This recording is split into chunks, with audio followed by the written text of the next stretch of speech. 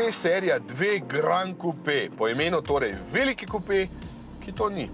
Ima pa šipe brez okvirjev, nizko streho, klasičen limuzinski zadek. To je torej avto, ki bi moral še kako privlačiti svojo obliko, pa se mi zdi, da ravno s tem ne.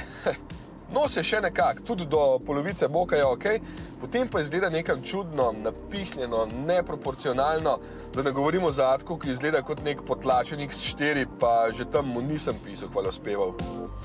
BMW je pač ubral neko zelo samosvojo pot pri oblikovanju novih avtov, ampak vem, da ima še vedno veliko privržencev, ki jim je to všeč, zato gremo na mehaniko.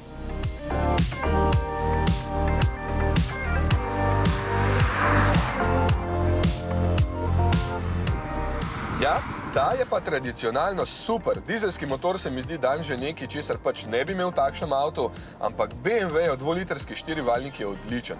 Ni preglasen, čeprav ni tih, zelo lepo vleče in je fino varčen. S tem avtom se brez težav voziš s porabo pod 6 litri, če si vzameš na easy. Jaz imam povprečje na testu zdaj 6,6. Vožnja odlična za avto s prednjim oziroma v tem primeru 4-kolesnim pogonom, brezvezna pa za BMW. Pri trojki, kjer je v osnovi pogon na zadnji kolesi, si bolj eno z avtom, volan je manj obremenjen, pač bolj uživaš v občutkih, tukaj pa je vse tako, kot smo navajeni od čisto običajnih avtov. Nos malo bolj rine ven, ko pohodeš plinu ovinku, ni nobene drame. Tudi 4-kolesni pogon je takšen, da samo pomaga pri oprijemu in da je vse skupaj za voznika kar se da varno.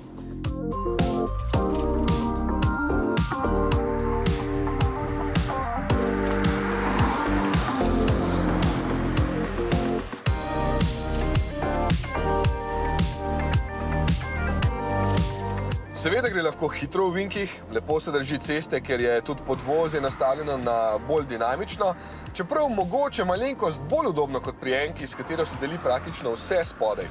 Ja, je že prav, da je tako, ker je to zdaj postal avto za vsakogar, kar se vožnje tiče. Ni pa več po ničemer poseben kot BMW, oziroma je po obliki, ki pa je pač takšna.